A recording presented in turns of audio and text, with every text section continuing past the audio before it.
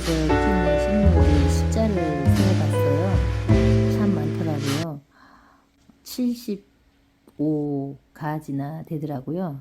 중복되지 않는 식물들을 이렇게 많이 키우게 되었더라고요. 그러면 이 많은 식물들 물을 어떻게 주고 있을까요? 저 2년 동안 이런 식물을 키우면서 물 주는 방법에 노하우도 조금씩 생겨나더라고요. 물 매일매일 주고 있는 것 같아요. 눈 뜨고 식물을 맞이하면서 확인하고 체크하는 것이 물마름이 없었는지 아니면 또는 과습이 왔는지 이런 것부터 체크하면서 하루를 시작합니다. 물 주기는 그렇게 큰 어려운 방법은 아니에요, 사실은. 근데 우리들은 옛날에 그랬잖아요. 물 주기 3년이라고 한 말이 그냥 생겨난 말은 아니더라고요. 물이 막 주고 싶어 하는 저는 타입에 속합니다. 물을 많이 주고 빨리 키워주고 싶어서 물을 매일 주는데, 물 주기 방법은 다 식물마다 다 다르더라고요. 식물을 사면 우리는 꼭 물어보잖아요. 꽃집에서. 물은 언제 주세요? 물은 어떻게 주면 되나요? 며칠에 한 번 주나요? 이렇게 꼭 물어보잖아요. 근데 그 식물이 우리 집의 환경에 맞는지 안 맞는지에 따라 물이 잘 마르는지 그거에 따른 이제 물 주기가 다른데, 그냥 사면서 할 말이 없어서 그냥 물어보게 되는 건지 물 주기에 대한 얘기는 꼭 물어보게 되는 것 같아요. 물 주는 방법도 그 사람의 성격에 따라 다른 것 같아요. 물을 콸콸 뭐 주전자에 따라서 막 주는 흙이 쏟아지도록 주는 사람도 있을 것이고, 그렇지만 그렇게 물을 콸콸 주면 사람이 물을 급하게 먹으면 체하듯이 식물도 물을 전부 이렇게 흡수를 잘 못하게 되는 것 같아요. 그러니까 물주기 할 때는 흙 속에 공기가 들어가도록 천천히 비를 맞는다라고 생각하면서 물을 주시면 될 것 같아요. 저도 그렇게 하고 있어요. 급할 때는 뭐 물을 콸콸 막 주고 급하게 나가기도 합니다만, 물 주기는 천천히 정말 모든 걸 다 내려놓는다라는 그러한 차분한 마음으로 물을 주게 되면 식물도 좋고 물을 스며드는 바라보는 마음도 기분이 좋아진답니다. 이렇게 잎이 얇은 식물은 물을 좀 빨리 자주 줘야 되는 편에 속하지요. 그리고 이 식물은 은근히 좀 까다롭습니다. 과습이 잘 오더라고요. 그래서 수경으로 키우는 식물일 때 오히려 더 이 식물은 과습이 안 오는 것 같고요. 이 호야도 잎이 참 단단하고 통통합니다. 그런데 이 호야도 물을 많이 먹는 편에 속해요. 지금 막 자라는 거라서 그런지 그렇게 식물은 잎을 보면서 잎이 단단한지 잎이 얇은지를 보면서 물을 어떻게 줘야 되는지도 가늠할 수가 있답니다. 잎이 단단한 식물 다육이 같은 경우는 물을 자주 주게 되면 과습이 오면서 무름이 오게 되지요.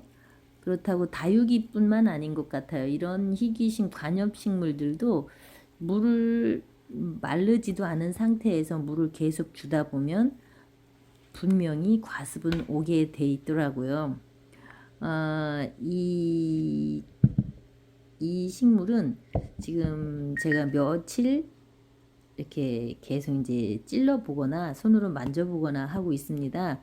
근데 이 식물이 뿌리를 내리고 안착을 한 지 별로 얼마 되지 않아서 물이 깊이까지 한 밑에 2cm 정도 남겨서 물마름이 되어도 저는 물을 주지 않고 있었어요. 완전히 물을 마른 다음에 주는 게 안전하니까요. 그리고 이 수박 페페도 잎이 도톰합니다. 그런데 이 식물을 제가 과습으로 한번 보낸 적이 있어요. 잎이 약간 말랑해진다 해서 물을 주었더니 영락없이 이 녀석은 가버리더라고요. 그래서 이번에 두 번째는 정말로 물을 완전히 마른 상태에서 다육이처럼 물을 주기로 했어요. 그래서 여기 지금 새순 두 개가 올라오고 있죠. 이렇게 이런 식물들이 잎장이 두꺼워도 물이, 그리고 또 잎이 말랑거린다고 해서 물을 주어도 알 수가 없듯이 얘네들도 그냥 과습이 올 때가 있더라고요. 그래서 물 주기는 어쩌면 가장 어렵고, 근데 식물을 키워보니까 그래요. 정말 물이 말라서 죽는 것보다 과습으로 죽는 거는 어떻게 막을 길이 없는 것 같아요. 그래서 저는 물 주기가 너무 어려워서 산의 나무들을 생각했어요. 산의 나무들이 정말로 비가 안 오고 가뭄이 와도 죽지 않고 있더라고요. 그래서 집에서도 그렇게 말리는 것이 오히려 더 낫겠구나.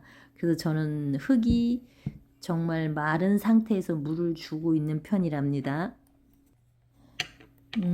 그리고 우리가 이제 가장 안전하게 물을 줄 수 있는 거는 화분의 흙을 만져보는 게 가장 좋은 것 같아요. 충분히 촉촉하게 주면서 물을 아래 배수 구멍까지 내려오게 주고 난 다음에 며칠이 걸리는지 봅니다. 일주일이 지나면 그 물주기는 일주일이 되는 거고요. 흙이 뭐 일주일, 열흘 뭐 이렇게 가는 경우도 있어요. 근데 물을 주었는데 빨리 마르지 않을 때는 분명 뿌리에 문제가 생기더라고요. 그럴 때는 얼른 흙을 파보는 게 좋은 것 같아요. 이렇게 이제 고사리과 식물들은 물을 정말 자주 줘야 되더라고요. 이 고사리 식물을 물이 음지 식물이기 때문에 습하게 지내야 되는데 건조하면 바로 얘는 잎이 후두두둑 다 마르고 떨어지는 경우도 있더라고요. 지금 이 식물은 지금 너무 가볍죠. 이렇게 투명 풀분에 슬립분에 심어 놓는 게 좋은 게 뭐냐면 흙이 마른 거를 확인할 수가 있어요.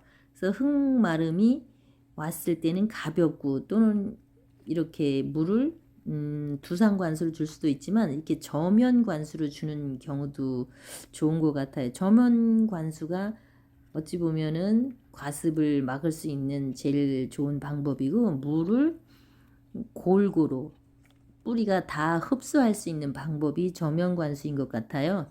두상관수일 때는 물을 잘못 주게 되면 물길이 생겨서 그 뿌리가 물을 흡수하지 못해요. 물을 다 주었는데 어머 얘가 왜 갑자기 물이 말라? 이랬을 때는 흙이 뭐 단단해지거나 그 흙 속에서 뿌리의 공기가 원활하게 돌아가지 않기 때문에 뿌리가 물을 골고루 흡수하지 못하게 되는 것 같더라고요. 저면 관수를 추천드리는데, 저면 관수를 하고 나서 물이 충분히 흡수가 되었는데도 물이 화분 받침에 남아 있으면 그 화분은 또 오히려 과습이 올 수가 있으니까 그 저면 관수도 신중하게 해주셔야 한답니다. 오늘처럼 이렇게 비가 오는 날에도 저는 물주기는 계속 된답니다. 겨울철 습도는 여름철 습도와 달라서 60에서 50%까지 지켜주어도 좋고, 물 주는 시간은 밤보다는 아침 시간을 저는 추천드리고, 이렇게 따뜻해지는 시간에 주는 게 좋을 것 같아요. 물도 찬물을 주는 것보다 조금 물을 이렇게 받아 놨던 물을 사용하는 게 좋을 것 같고요. 식물은 이렇게 건조하게 키우는 식물이 있고 습도를 좋아하는 식물이 있잖아요. 식물을 건조하게 키울 수 있는 식물은 건조한 식물끼리, 그 다음에 습도를 좋아하는 뭐 고사리나 안스리움 이런 종류는 같은 끼리끼리 배치해 주면서 물을 주면은 훨씬 수월할 것 같아요. 지금 이 안스리움도 물은 그렇게 바짝 말려도 금방 가버리는 일은 없더라고요. 그러니까 물주기에 거의 달인이 된 것 같기도 하답니다. 이 베고니아도 잎이 얇잖아요. 근데 이 식물은 물을 많이 먹을 것 같은데 오히려 이 줄기가 거의 다육질 같은 물기가 많아요. 그러다 보니까 이런 베고니아 종류들도 물을 자주 주게 되면 분명히 실패를 하게 된답니다. 이 베고니아도 저는 뭐 물론 이렇게 흙을 만져보는 것도 계속 하고 있지만 중요한 것은 이파리를 만졌을 때 진짜 단단함이 없네 이럴 때 물을 주면은 반듯하게 잘 살아나더라고요. 이렇게 벽을 타고 올라가는 아단소니도 물을 많이 먹게 되면 얘는 정말 또 실패를 하더라고요. 그리고 이런 고사리 종류들, 이런 고사리들은 물이 항상 촉촉하게 있어도 가지 않는다는 거. 그리고 이런 호야 종류들, 옥살리스 이런 종류들은 물을 좀 천천히 줘야 될 것 같아요. 이번에 이 옥살리스 물을 기분 좋게 계속 통통한 때도 흙이 말라서 줘야 되나 했더니 잎이 마디마디 관절이 다 떨어져 버렸답니다.